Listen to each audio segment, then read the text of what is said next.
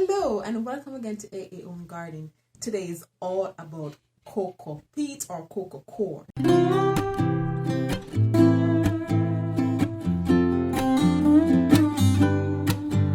This is how I buy it, and it comes in blocks. Okay, so I take one out and show you. So it comes in blocks like these, and you have to hydrate them before you can use them. So I'm going to put some water in it first, and then we continue talking about Coco Coir. Okay, so it's quite dry, so you just take off the plastic.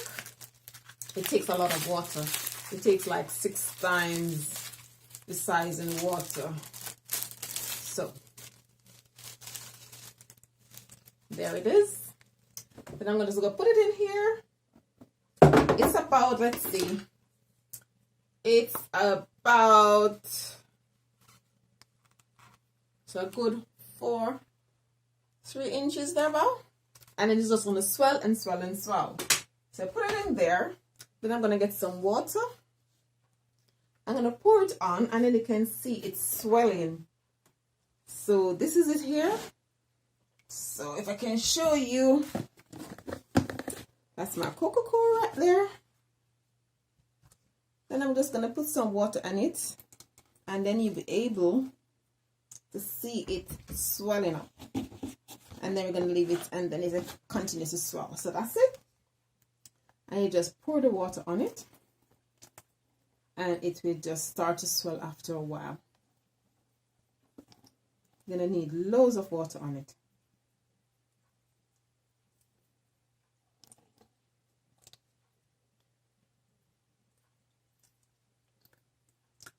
So that's some water. And then I'm going to put loads more water on it.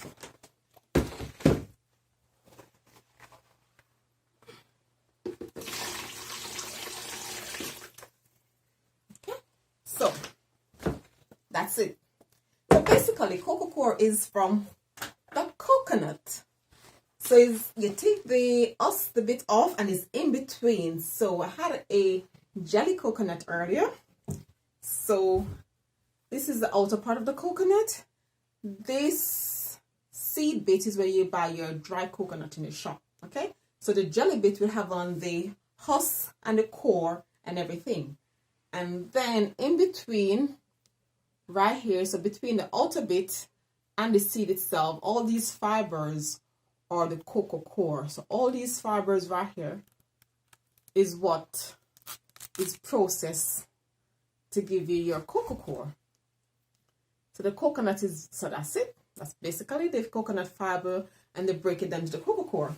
But I've drank the juice earlier. I was fighting to get it open. And then this white bit, you can eat it as well. That's the jelly from the coconut. So you just scoop it out with a spoon like that, and it's so nice. If you ever travel anywhere tropical, I had a jelly coconut, what they call a jelly coconut. It's very, very refreshing. So basically, they dry this bit, and then they get off the hard bit. They now put it in salt water. So Coco Coir, when you're buying it, you need a good brand where most of the salt water is already washed out and everything, because they process it in water. And if you look here, look at my Coco Coir already. Can you see the size of that thing? So we basically just put it in, and it's at the top of the container. It has so, look, it's huge. See how tall it is? So it stays there, and it just soak up all the water. So you just swell and swell and swell. And then what you do now, that's it. But this can take loads more water. So just continue to swell. It will swell even more. So that's my Coco Coir. Okay. So with coconut, it's natural, proper natural fibers. Okay. So this is proper eco-friendly. Most people who do hydroponics gardening, they will use the Coco Coir for that as well. I use it in my indoor garden because it keeps off the insects. You know, when you're planting indoor, you tend to get a lot of aphids spider mites and those annoying insects. I don't like Coco Coir anyhow, so it's actually a insect barrier when you use Coco Coir. They don't like it, which is quite good. The pH is actually neutral, so if you're looking for a natural fiber for like general planting, then we use this. They have a lot of water retention as well. So if you're doing container gardening, like when you use things like Coco Coir to help with the water retention and to keep the little insects at bay. When it comes to the blueberries, it's best to use the peat moss, I should say. The reason is the peat moss is acidic, whereas the Coco Coir is neutral. But the Coco Coir is so good. In Jamaica, we use this all the time. We use it for everything. When it dries, you can see coming over the container now. When it dries, it's helped to start the fire quickly because it's fibrous and it's light, so it can ignite a fire quickly with the Coco Coir.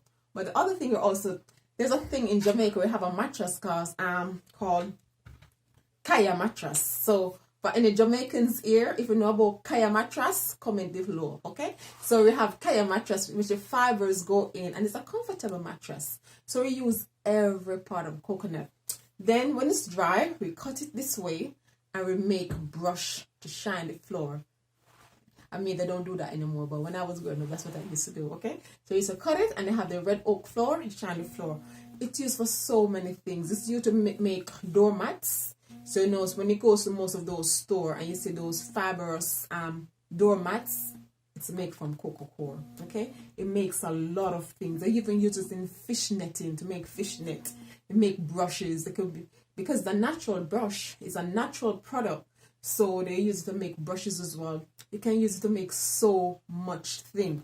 But if you're doing a lot of indoor gardening, because like spring is around the corner, it's always good to just have the Coco Coir on top to keep off the insects. Insects don't like it, and that's one of the main reasons I use a Coco Coir.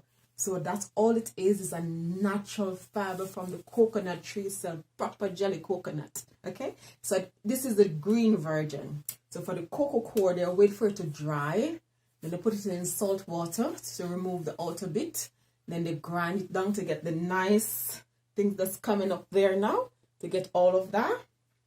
So Coco Coir is super natural, eco-friendly, fibrous material, ideal for the garden, okay? So that's all it is.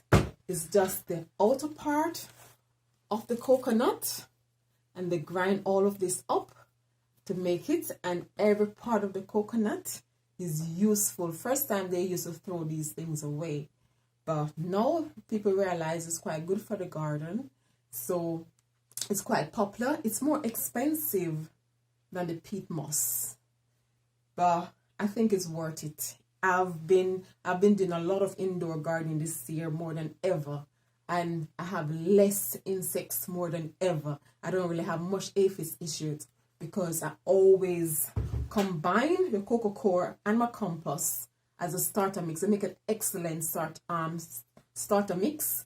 Excellent. So it's good for that. So it's good for starter mix. It's good to keep off the insects, and it's good for water retention. So that's 3 good benefits of using Coco Coir in the garden. And you're helping Mother Nature, you know.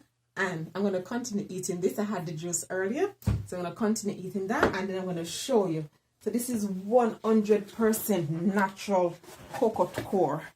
Look how big that is. If I try to measure it now, and you still haven't finished soiling yet, it normally take a good 20 minutes.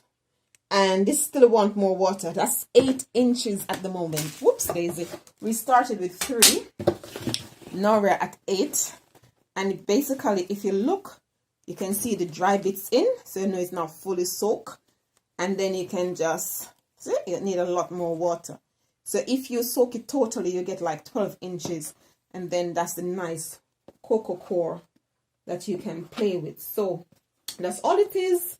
Just the inner part between the outer part of the coconut and the coconut seed itself, and they process it using salt water and grind it up. So that's what Coco Coir is all about. If you haven't used it before, then try and get some Coco Coir. So for anyone who have used Coco Coir before and have also used peat moss, comment below which one do you prefer to use and why. Thanks for watching. Thanks for viewing. All the comments, please state below. Pros and cons of Coco Coir. Let us all know. Thank you. Bye-bye. Like, share, subscribe, and click the notification bell.